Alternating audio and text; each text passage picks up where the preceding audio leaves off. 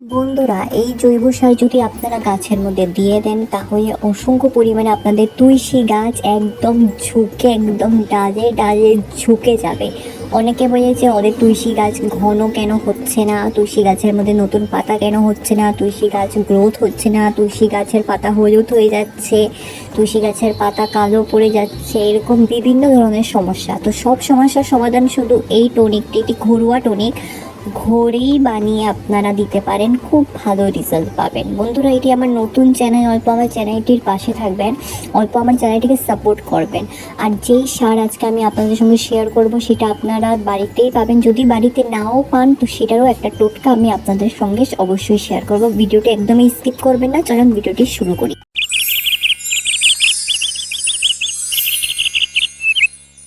নমস্কার বন্ধুরা, কেমন আছেন সবাই? মিকি মিনিস গার্ডেন্সের মধ্যে আপনাদের সকলকে স্বাগত জানাচ্ছি। আচ্ছা, একটা নতুন ভিডিও নিয়ে এসেছি তুলসী গাছের ব্যাপারে, দেখেই হয়তো বুঝে গেছেন। দেখেন, আমি তো আমার বাগানের মধ্যে এসে গেছি। প্রচণ্ড তুলসী গাছ একদম ভরে আছে, আর ইদানিং বৃষ্টিও হয়ে গেছে, তো দেখতে আরও ফ্রেশ লাগছে। যদি গাছের মধ্যে কোনো ধুলো থাকে সেগুলোও পরিষ্কার হয়ে যায় বৃষ্টির জলে। এখানে দেখেন, এগুলো প্রায় 2-3 বছরের গাছ, একদম ম্যাচিওর গাছ। তো অনেকের কিউরি থাকে যে আমার গাছ বড় কেন হচ্ছে না। এখানে দেখেন জমিতেই লাগানো, আর এই যে দেখেন ছোট ছোট চারা, বিভিন্ন চারা আনাচে গোনাচে একদম ভরে গেছে। যদি আপনারা চারা নিতে চান অবশ্যই আমার সঙ্গে কন্ট্যাক্ট করবেন। অনলাইন থেকে যদি আপনারা কেনেন তো একটা চারার প্রাইসে মিনিমাম 50-60 টাকা হয়ে যাবে। বাট আমাকে কন্ট্যাক্ট করবেন, আপনাদের অ্যাড্রেস পাঠিয়ে দেবেন। আপনাদের জয়টা চারা লাগে আমি আপনাদেরকে ফ্রিতে দিয়ে দেবো, একদম টেনশন নেবেন না। কারণ এই তুলসী গাছের চারা, এই রেজাল্ট তো দেখতেই পাচ্ছেন, ভীষণ বড় হয় গাছ। তো যদি আপনাদের প্রয়োজন হয় অবশ্যই আমাকে কমেন্টে জানাবেন, আপনাদের অ্যাড্রেস সেন্ড করে দেবেন, আমি আপনাদের বাড়িতে পৌঁছিয়ে দেবো। জয়টাই গাছ লাগে আপনাদের, তুলসী গাছ। আর এখানে আরেকটা জিনিস, গুরুত্বপূর্ণ জিনিস দেখেন, যাদের তুলসী গাছ বড় হয়ে গেছে বা ছোট হয়ে আছে, মানে তুলসী গাছের মধ্যে এরকম মঞ্জুরি হয়, মঞ্জুরিগুলোর পড়ে যায়, বীজগুলো পড়ে যায়, তারপর ডাটা থাকে, মানে শুকনো শুকনো ব্রাঞ্চেস, ওই শুকনো শুকনো ডালগুলো থাকে, এগুলোকে তুলে নেবেন মঞ্জুরির। এগুলো যদি গাছের মধ্যে থাকে তো গাছকে এফেক্ট করে, গাছের সমস্ত এনার্জি গাছ এগুলোকে দিয়ে দেয়। তারপর আরেকটা জিনিস দেখেন, অনেকে বলে যে ওদের গাছ ঘন হচ্ছে না, ওদের গাছে বিভিন্ন ব্রাঞ্চেস হচ্ছে না, কেন হচ্ছে না, বিভিন্ন ধরনের বিভিন্ন কোয়েশ্চেন। তো এটার জন্য এই যে দেখেন ছোট নিউ বর্ন মঞ্জুরি, ছোট একদম, এটাকে এখন আমি উপর থেকে পিঞ্চিং করে দিয়েছি, কারণ এখন এইখান থেকে বিভিন্ন ব্রাঞ্চেস বেরোবে, 1, 2, 3টে বেরিয়ে গাছ একদম ঝোঁকা হয়ে যাবে গাছের। তো আপনাদের কোনো সংকোচ থাকবে না যে গাছের মধ্যে অসংখ্য ডাল কেন আসছে না, অসংখ্য পাতা কেন আসছে না। যদি আপনাদের গাছের মধ্যে ডাল আসে, বিভিন্ন ব্রাঞ্চেস বের হয়, তাহলে বিভিন্ন পাতাও অবশ্যই বেরোবে। তো বন্ধুরা, এখানে আরেকটা জিনিস আপনাদেরকে বলছি, অনেকে বলে যে আমাদের তুলসী গাছের মধ্যে স্পট, কালো স্পট পড়ে বেশি, তারপর হলুদ হয়ে যায়। যখনই আপনারা নোটিস করবেন কালো স্পট পড়েছে বা হলুদ হয়ে গেছে গাছের পাতা, সেগুলোকে সঙ্গে সঙ্গে তুলে নেবেন। আর যদি কালো স্পটটা আপনাদের গাছে বেশি হয়, কারণ এখানে দেখেন আমার কাছে বিভিন্ন ধরনের তুলসী গাছের বাগান একদম, বাট এই গাছগুলোর মধ্যে আমি কিন্তু কালো স্পট এখনও দেখিনি, কারণ আমি প্রত্যেক সপ্তাহে নিম পাতা সেদ্ধ করা জলের স্প্রে করি। বন্ধুরা, আপনারা নিম অয়েলেরও স্প্রে করতে পারেন, কোনো সমস্যা নেই, বাট আমি সমস্ত কিছু ঘরোয়া টোটকা অর্গ্যানিকভাবে ইউজ করি, তার জন্য আমার গাছের আয়ু দ্বিগুণ হয়ে যায়। তো আপনারা যদি ঠিক মতন করে গাছের পরিচর্যা করেন, কেমিক্যাল জিনিস যদি কম দেন, তাহলে খুব ভালো কাজ করবে গাছের মধ্যে, গাছ অনেক দিন অবধি টিকে থাকবে। তারপর আরেকটা কিউরি, সেটা কমন, যে তুলসী গাছের পাতা কেন বড় হচ্ছে না। বিভিন্ন পুজো প্রসাদের মধ্যে এরকম বড় বড় তুলসী পাতা থাকে, প্রসাদের মধ্যে, ভোগের মধ্যে।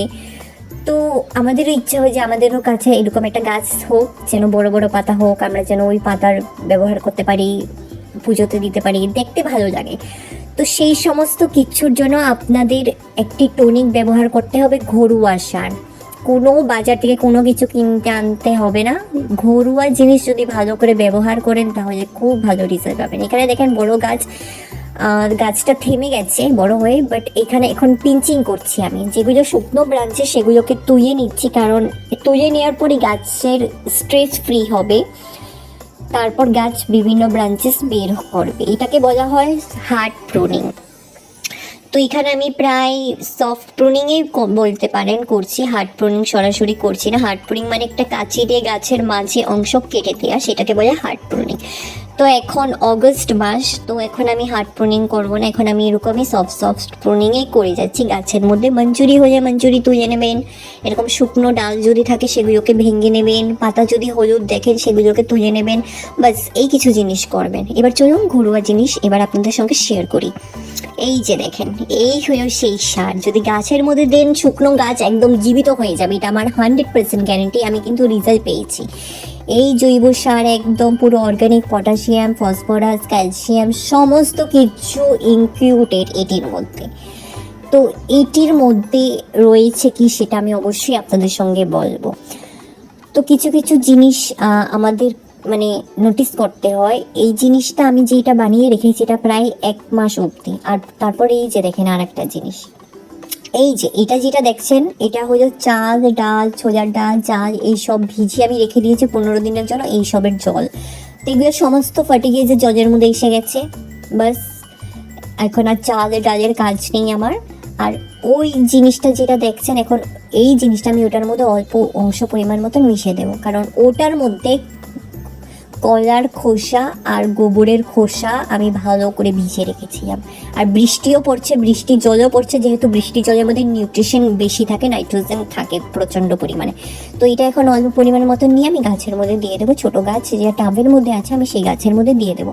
এটা আপনারা প্রায় 10 থেকে 15 দিনের মধ্যে একবার করে দেবেন, ভালো রেজাল্ট পাবেন। নতুন নতুন গ্রোথ তো হবেই হবে, আপনাদের গাছও দ্বিগুণ বড় হবে, এটা আমি গ্যারেন্টি দিয়ে আপনাদেরকে বলছি।